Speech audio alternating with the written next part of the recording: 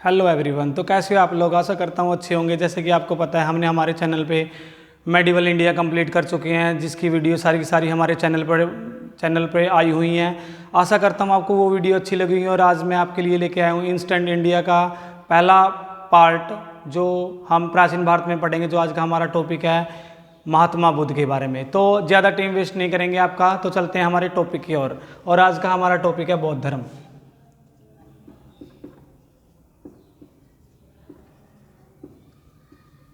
जैसा कि आपको पता है इसके फाउंडर हुए हैं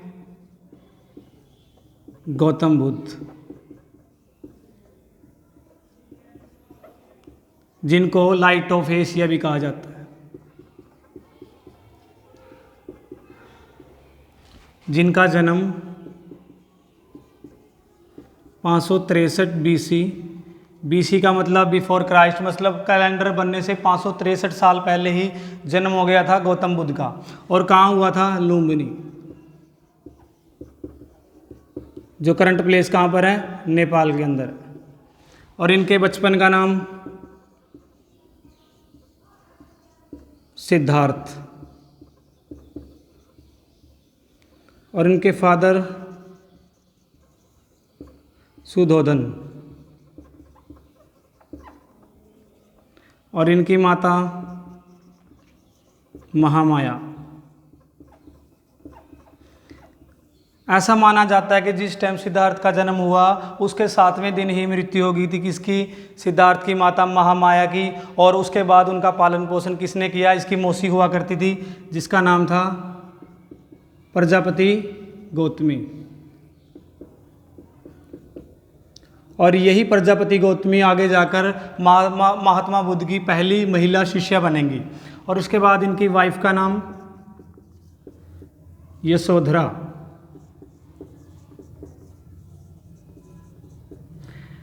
और महात्मा बुद्ध के जो पुत्र थे वो थे राहुल। नाम तो सुना होगा, भारत हमारे देश का सबसे कॉमन नाम ही क्या है? राहुल।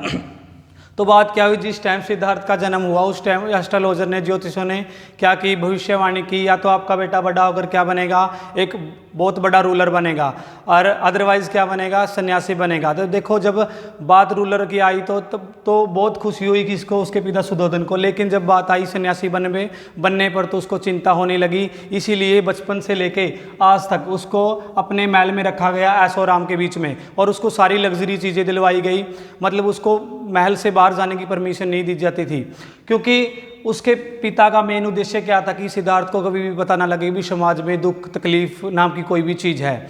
जैसे बड़ा हुआ सिद्धार्थ, तो एक दिन उसके मन में आया, उसकी इच्छा हुई क्यों ना मैं अपनी टेरिटरी, जो हमारा अधिकार क्षेत्र फैला हुआ है, मैं कहाँ तक फैला हुआ है, मैं उसको देख के आऊँ। इसीलिए उसने अपने सारथी को बुलाया, जिसका नाम था चन्ना। उसका एक सारथी हुआ करता था जिसका नाम था चन्ना। उसने अपने सारथी चन्ना से कहा कि चन्ना मेरा घोड़ा लेके आओ। उसके घोड़े का नाम क्या था? उसका एक घोड़ा हुआ करता था जिसका नाम था कंतक। तो उसने अपने सारथी चन्ना को बुलाया और कहा कि अपना मेरा घोड़ा लेके आओ, तो हम बाहर घूमने चलते हैं। जब वो बाहर घूमने चले तो सिद्धार्थ ने ऐसे 4 दृश्य देखे, तो उसने लाइफ में जो कभी पहले नहीं देखे थे।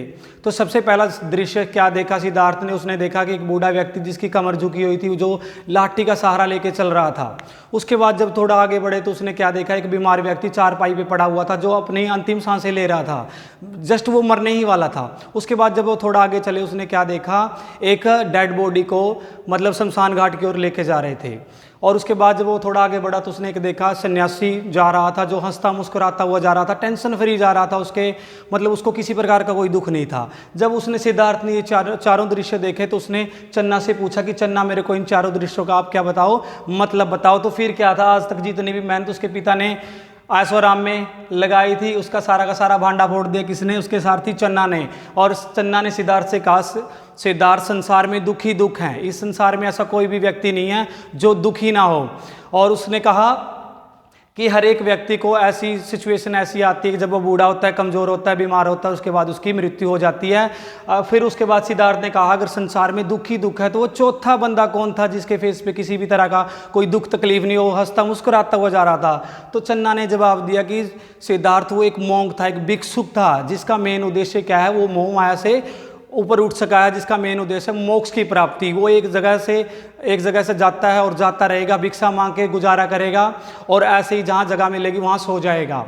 और उसके बाद जब सिद्धार्थ वापस अपने महल लौटे तो देखो सारी की सारी चीज़ें वहीं थी, ऐशो आराम की चीज़ें वहीं थी, नौकर चाकर वहीं थे, लेकिन कुछ भी अच्छा नहीं लग रहा था किसको, सिद्धार्थ को, क्योंकि उसको लगता था कि एक दिन मेरे को मरना ही है तो ये सारी चीज़ें वेस्टेज हो जाएंगी।